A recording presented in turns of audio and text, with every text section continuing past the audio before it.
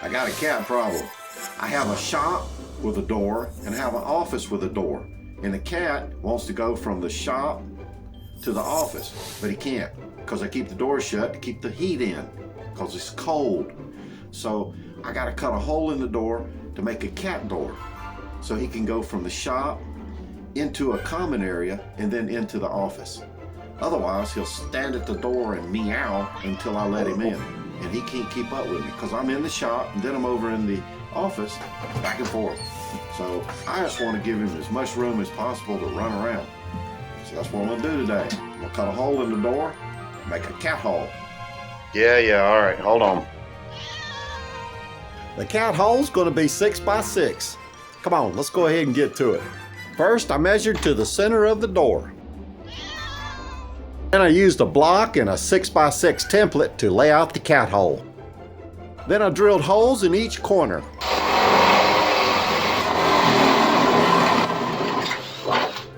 I used a jigsaw to cut out the holes.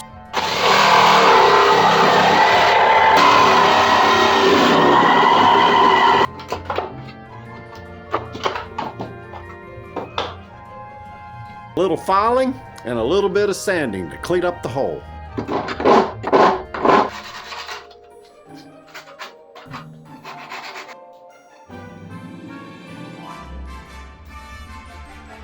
Okay, now that we got the cat hole cut, let's go ahead and make that swinging door. Not sliding, swinging. First, I cut the swinging door to 6 inches wide. Then my second cut was 5 inches tall. You know, 5 by 6. A little sanding around the edges. Then I measured my piano hinge. Oh, by the way, I'm using a piano hinge. Then over to the bench vise to cut the hinge.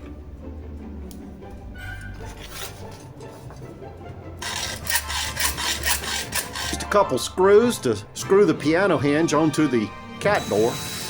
No, swinging door. He can go wherever the heck he wants to go. With all that said, now we can install the swinging door.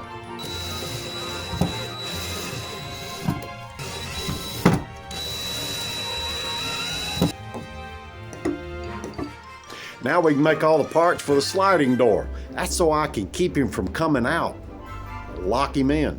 I just sat down. So to start off, I ripped a piece of plywood 3/4 inch thick to 2 inches. Then I cut the strip into 2 16-inch long pieces. That's going to be my guides. To make the guide, I need to notch it. So I'm going to cut a notch to the end, the full length, and then the door will slide along that.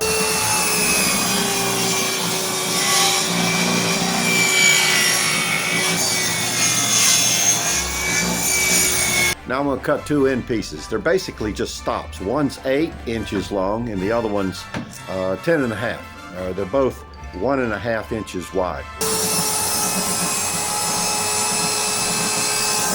Now I'm cutting the sliding door at 8 inches wide. Then I'm going to go over and cut the length at 13 inches. The important part to your guide rails is that the door, which is 1/2 inch plywood, is slightly below this. You want it to sit in that pocket so it slides well back and forth. That's your door parts, huh? Oh yeah, I know. I almost forgot. We need a knob on the door.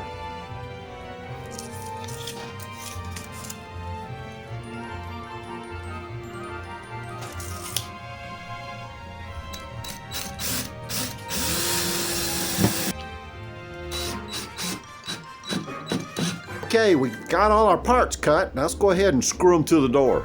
First, I installed the bottom guide. I used a little wood glue for some extra sticking because this is a hollow door and I'm not sure the screws are really going to hold on real well.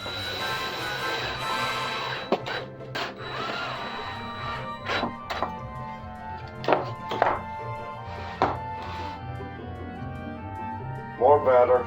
Then I set the door on the bottom guide, and then put the top guide on top of the door, and then sort of position it a little bit and make sure it's going to slide, and then install your screws. And again, make sure it slides.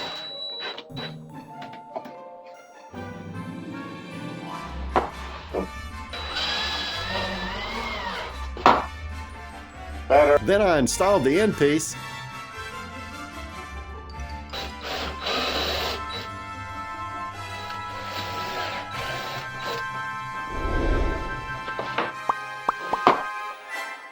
And thanks for your time. Until later, bye.